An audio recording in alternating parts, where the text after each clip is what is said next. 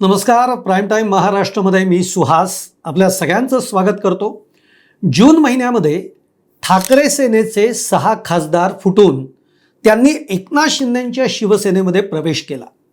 खरं तर या घटनेमुळे महाराष्ट्रातच नाही तर देशाच्या राजकारणात खळबळ उडवून दिलेली होती.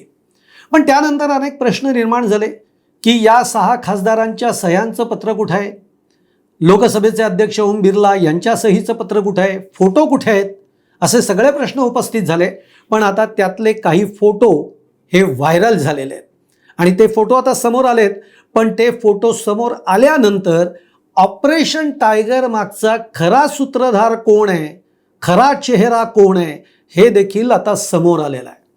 त्यामुळे या व्हिडिओतून आपण बघणार आहोत की या ऑपरेशन टायगरचा खरा सूत्रधार कोण. मग या फोटोमध्ये 5च खासदार का दिसत आहेत, 6वा खासदार कुठे होता, मग या 6व्या खासदाराला कसं आणण्यात आलं, हे सगळं आपण बघणार आहोत या व्हिडिओमधनं. तुम्हाला व्हिडिओ आवडला तर लाईक करा, शेअर करा, चॅनल सबस्क्राईब करायला विसरू नका आणि तुमच्या देखील कमेंट या कमेंट बॉक्समध्ये जरूर टाका. मित्रहो, जून महिन्यामध्ये आपण बघितलं ऑपरेशन टायगर राबवलं गेलं. याची चर्चा प्रचंड जोरात झाली. ठाकरे सेनेचे 6 खासदार फुटले, त्यांनी शिवसेना एकनाथ शिंदे गटामध्ये प्रवेश केला. या घटनेमुळे खळबळ उडाली आणि आधी अशी चर्चा होती की 6वा खासदार कोण असेल, कारण 5 खासदार तर तयार होते पण 6वा खासदार काही तयार होईना.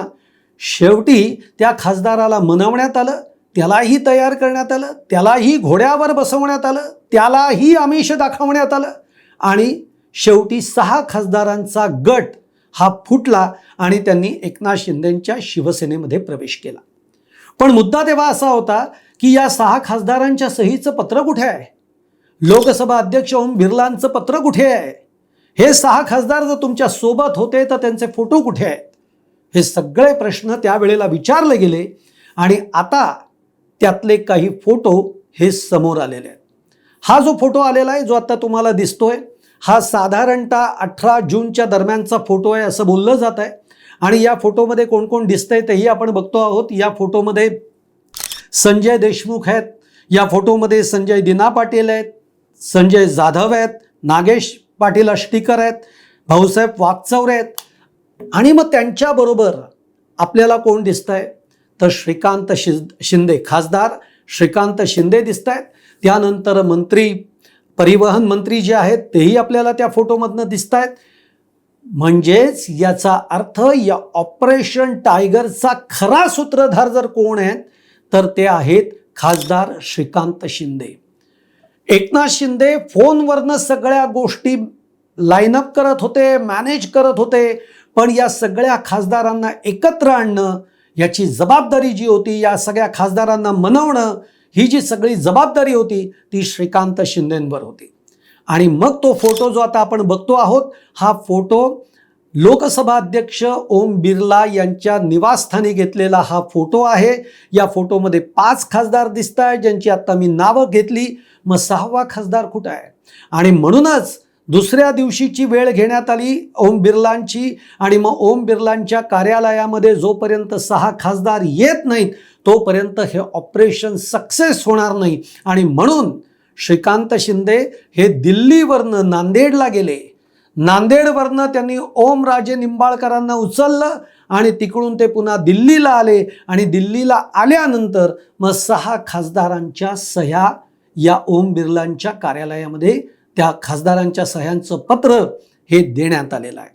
आणि मग त्यावर मग ओम बिर्लांनी जी काही त्यांच्या सह्यांचं पत्र असतं ते त्यांनी स्वीकारलेलं आहे. आता हे एक एक गोष्टी ज्या आहेत या समोर येत आहेत. पण आत्तापर्यंतची चर्चा जी होती ती एकनाथ शिंदे या सगळ्या ऑपरेशन टायगरच्या मागे आहे.